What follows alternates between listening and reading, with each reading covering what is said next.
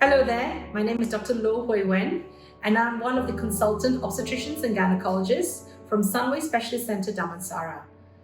January is Cervical Cancer Awareness Month, and we hope that today we can share some facts about cervical cancer and what we can do to prevent it. So what is cervical cancer? Cervical cancer is actually cancer of the neck of the uterus here. So this is the opening to the uterus, and this is known as the cervix, and this is cervical cancer. So how common is cervical cancer? Cervical cancer is quite common. It is the fourth most common cancer in women around the world. What are the symptoms of cervical cancer? Cervical cancer usually tends to present late, and cervical cancer can present in a multitude of ways. It can present as abnormal bleeding, which can happen after sex. It can happen sometimes after your menopause as well. There can be a change in your vaginal discharge. So the vaginal discharge might change in smell, it might change in color. There may be pain as well during sex, and all these symptoms should prompt you to go and visit your gynecologist to make sure that everything is in working order down below. What causes cervical cancer? 90% of cervical cancers are caused by the human papillomavirus, also known as HPV. Now, there are about 100 different strains of HPV out there, but we do know that some of the strains can cause cancer. And this HPV can be transmitted through sexual contact or through skin-to-skin contact. Now, the problem with HPV is that HPV tends to be asymptomatic, so you won't know that you've got an infection with HPV. It is always wise for you to seek medical attention should you develop any symptoms. Who is more likely to get cervical cancer? Cervical cancer tends to happen in younger women. So women under the age of 45 are at higher risk.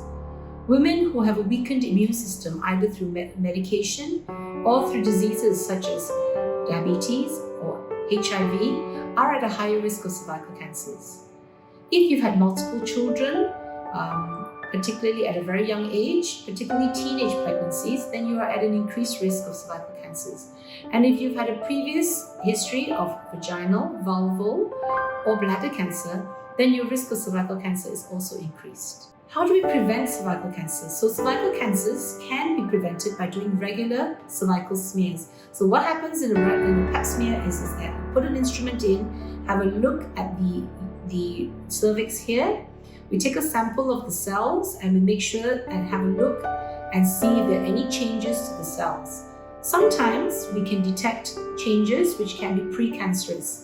Treatment of these precancerous cells will actually prevent you developing cervical cancers. So it is important for you to keep up to date with your cervical smears.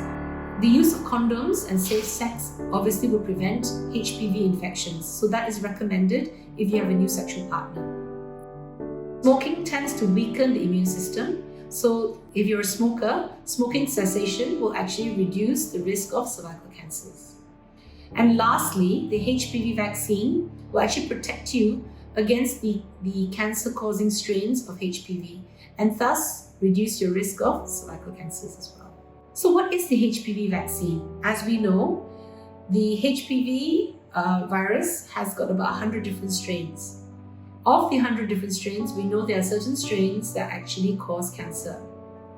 The HPV vaccine protects you against 9 different strains of this HPV, which will reduce your risk of getting cervical cancer. Now, although this protects you against 90% of cervical cancers, there's still 10% of cervical cancers where the causes are not known. This means that you should still be up to date with your cervical smears, although you've had your HPV vaccine. So January is Cervical Cancer Awareness Month. Let's eliminate cervical cancer together.